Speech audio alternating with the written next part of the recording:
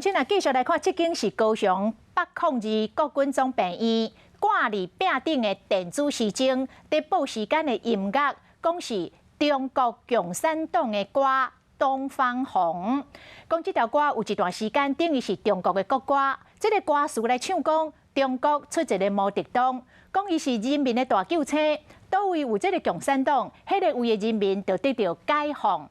安尼的歌竟然是出现伫这个台湾的国军总病院，病院来回应讲，因并无听出来，已经把时钟摕掉了。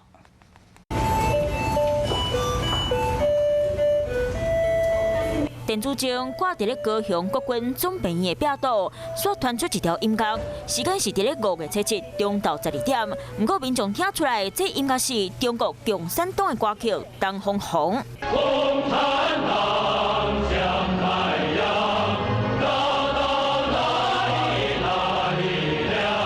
这条《东方红》过去捌伫咧文革时代政治地位和中国的国歌同款，歌无问题。问题是出伫咧这宣扬毛泽东的歌，竟然出现伫咧高雄国军总病院内底。民众只好去互医生看时，把这个画面翕落来。别个民众听到，别拢感觉真无妥当。安尼无正常啦哈，这有可能有从这渗透入来啊，无啊，有可能安尼。实地不一样，而且很敏感啦。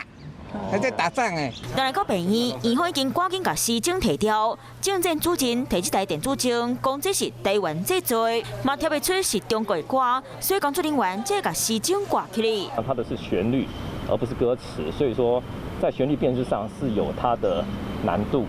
虽然强调病院无清楚，不过一般人听无也讲会得过。